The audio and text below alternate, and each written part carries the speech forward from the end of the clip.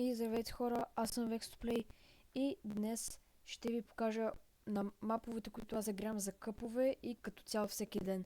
Но преди да преминем към видеото, ще ви помоля да лайкнете и да се абонирате. Благодаря, така помагате на мен и на канала. Така, първия мап, който аз честно казано доста харесвам, това са стари търсения, извинявайте. Отивам на Favorites, сега ще ви покажа. Така, фейворитният ми мап, много добър мап като за начало е Механик V5. Сега ще влезем в него и ще ви покажа. Тук съм. Така. Първото нещо, което аз загрявам като цяло е на Edit, защото първо Edit ми е по-важен. И отивам върху някое, да кажем, нещо по-лесно, защото в момента ви показвам. И да кажем, това е почвам.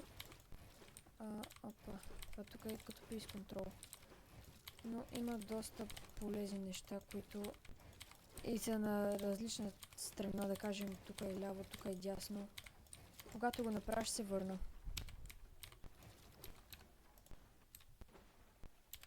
Така, готово. Ами, тук има надолу едити, нагоре. Има колко да е бързо speed. Има таймер да си засичате. Има нагоре билдове, които също са доста удобни. Ето вижте. Тук това е за стена, ако искате да им пробвате как да едитнете така. Това е доста полезно, защото това помага. Когато, да кажем, искате да правите на някой да го клипвате или нещо такова. Това помага. И така. Друго нещо, след като сте готови с това цялото, това тук също е доста удобно. Едитвате и трябва, където ви го покажа, там да едитнете. Цак, цак, цак. И всеки път ви спамва на различно място. Опа, обърках. Да, това също е доста удобно. Ако искате да си импрувате едите и таймер акшена, това е удобно. Сега ще ви покажа на Peace Control.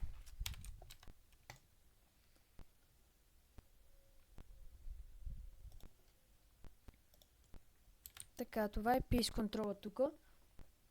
Има на колко демидж да са ботовете. Дали са на one hit или да са на 100-100. Аз в принцип препоръчвам да са на 185. Така. И в момента си избирате, да кажем, едно от тези всичките. Те са доста. 20 нещо такова. И отивате на 9, да кажем. Стреляте. И тук малко нещо пинга ми е, но тук си едитвате и цак. Той си е на демичи и го убиват. Втори, да кажем, начин. Имате от тук цак.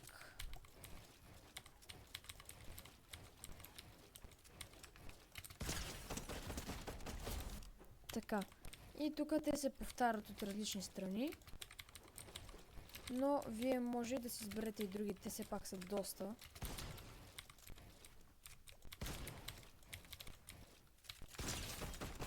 Аз само съм малко слаб. Но това не е проблем. Имате това тук. Също е доста готино. Тук мисля, че да чупите стена и да взимате. И тук също може да правите каквото си искате. Да кажем, вие след тук. Бокс. Искате, може да влезнете в стената и да го убиете. Много неща може да направите. Да кажем, или е това също. Взимате стената и си изконтролвате. Така, следващото нещо, което искам да ви покажа е Aim. Aim-а хипер много неща са. Така, сега ще ви покажа нещо, което също е готино. Например, Wall Replace е доста готин. Цак. Тук той ви чака и така може да тренирате. И сега тук взимате стената и или пък може да направя цак, цак. Ако искате да ви е по-лесно, може да го направите да е на one hit. Или пък нещо такова, така влизате направо в бокса. и почвате да го биете. Да, това тук също е доста удобно. Аз на него също доста тренирам. На low replay съм, но в момента малко ми лагва. Така. Само си изключва FPS-а. След това сайд джамповете, те са много удобни. Правите така. Тук само се стреляне. И трябва да знаете къде е. Тук е удобно да си го направите на едно демидж, направо когато го ланхитнете да умре. 100. Опа, тук много рано шутнах. Цак. Цак. Цак. Да. Другото нещо. Shotgun React. Това е едно също доста добро. Избират си някой и откъдето се спалне, оттам го стреляте.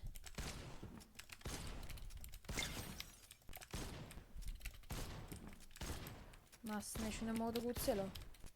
Това си ми безкоростен хер. Да. Другото хубаво нещо е, доста удобно е Glider Shooting, Glider Tracing, защото в момента те летат и вие може да ги трейсвате, но аз в тази емка по принцип не съм добър. И така всяка секунда така всеки път когато ленат се разпалват. Така че, тук ако сте на някакъв турнамент е хубаво това да го знаете. За да ви е за да може, нали, ако някой го ребутнат, веднага да може да го убиете. Но аз на това с таймка не съм добър. Search Tags. Това също е доста удобно. Избират се снайпер и хора тук почват да се движат някакви NPC-тите и трябва да ги убивате отдалеч. Сега ще ви покажа с коя емка съм добър, ако тук я има. Няма я, но нищо. Сега ще ви покажа бърста, аз горе-долу пак съм добър. То мисля, че по 2 удара стреля, да.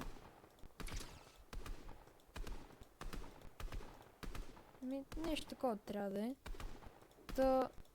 Вие ще там си тренирате. И да, другото нещо, само това да го убим. Другото нещо е Bounce Tracing. Това е много удобно, защото цак. Това тук е с такова.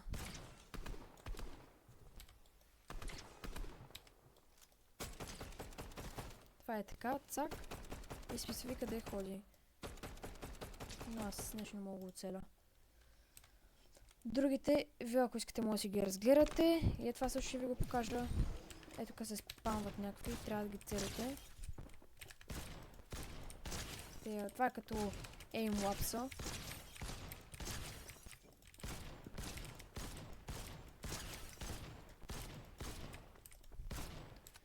Да, сега ще ви покажа build. Също доста удобно. Това е тук си е free build, черен бакграунд и почвате да кажем цак, цак, цак, цак, цак, цак, цак, цак, цак и си правите някакви ваши free build-ове, които на вас ви харесват. И сега, например, аз е така, Сега ще ресетна. Сега ще ви покажа, например, и тук имате да го направите на slow motion, защото slow motion също забравя да кажа, много помага, ако имате нови настройки, да се импрувате в билденето. Да кажем, по-лесно да поставяте стена и да знаете кога и какво да направите, ако гледате на slow motion. И ако искате да знаете как да станете по-добри така, гледайте видеото ми в YouTube канала.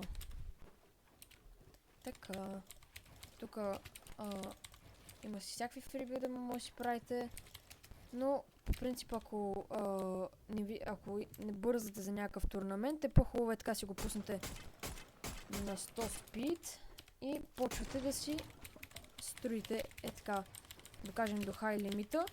2 пъти, 3 пъти стигате до хай лимита и след това следващото нещо е competitive.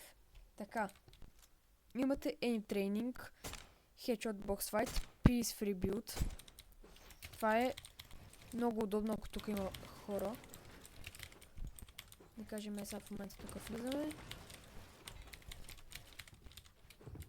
Сега има някой бот, ама аз не го виждам къде е. Цак. Опа. Кол. И почвате си ги биете. Ето така малко се разхождат хора, ама аз да го оцеля ако може. На колко димиче бе? И ето това става да кажем фулбокс. И го убиват. Всичко се ресетва от начало. И тук си пис контролвате на свобода. И всичко му правите. Така, това е доста удобно. Pre-fire practice. Е така, цак. Трябва чакате. Ето, това е Pre-fire. Ето това представлява Pre-fire. Да почна да чупа стената и вие веднага да го оцелите, но аз нещо в момента ми бъгва.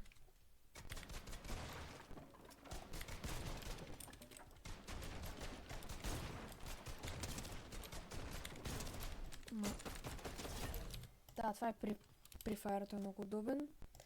Phasic Practice, това е как да фейзните в някои стената е така. Аз предпоръчвам доста, ако вече знаете как се прави това, отидете на Hard и да си влезнете направо в бокса е така. Да си влезете в Hard, защото на Hard е много по-трудно, защото вижте, на Hard, виж, не може да влезнете така. Та, ако искате, може и това го тренирате. Мога да направя видео как да фейзвате в стени по всякакви начини. Ето го е това. Как да влизате сега, например, цак. Фейзваш в стената. И цак, пак фейзнах в стената. Това също доста ми харесва с колна. Доста е полезно, но е малко по-трудно за начинаещи. Това ако е някой нова пинг, може да се учите. Или пък медиум. Правите си го ето така с рампата и така ви е най-лесно. Опа. Араде. И това ви е най-лесно така. Само не влезна. Араде. Беше по-лесно на хард. И така. Другите неща са Peace Control тунели, може да правите като Mongrel. Колко искате да е бързо и почвате ето така. Цак, цак, цак, цак, цак, цак, цак. Строите си още. Цак, опа. Тук има стена, взимат... нещо ме среди. Стена, взимате си и продължавате надолу. Мисля, че тук има човек. Не съм сигурен, тук имаше май бот, дето може да го убиете. Да, има бот. Ето такова, например. Те са доста полезни. И другото нещо е... Сега ще ви покажа, само една секунда да е мутно. Отидете тук. И... опа, пак на Competitive. Има пикове тренинг, как да се тренирате на пикове, старт и почвате цак. Цак. Всякакви пикове може да направите.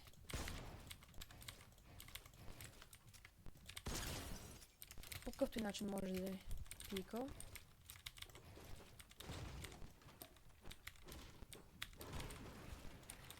Цак и ето така. Маза го отседна в крак. И ето е така. И другото нещо, което аз искам да ви покажа. Home, пак Competitive. Е ето това. Clutch Practice. Това е едно от най-добрите. Имат си едно в... Аз ще направя да кажем едно в 4. И аз съм на 200 демидж. Старт. И почвам. Всичко е мое тук. И ми влизат някой човек. Edit. Някой ми влиза е така дед. Боксове си правите, хубаво да строите по принцип ако са ви повече от двама човека, е хубаво да строите с тухли или с метал. Зависи какво имате, защото с дърво могат веднага да ви го щупат и да ви влезнат двамата дед. И ето го последния.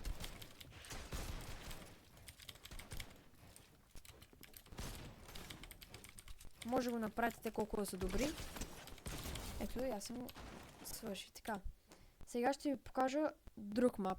Другия мап, който аз играя, пускам си или Марто с някой 0 дилей и почвам да играя едно в едно с рандом хора или с мои приятели. И след това пускам си турнира и направо ги размазвате. На мапа Mechanics V5, ето, сега ще ви покажа и кода. Ето го 242443447824. Това е кода. Тук си има и тези неща, ги пише. Та, ако съм ви бил полезен, абонирайте се и лайкнете. Айде, чао!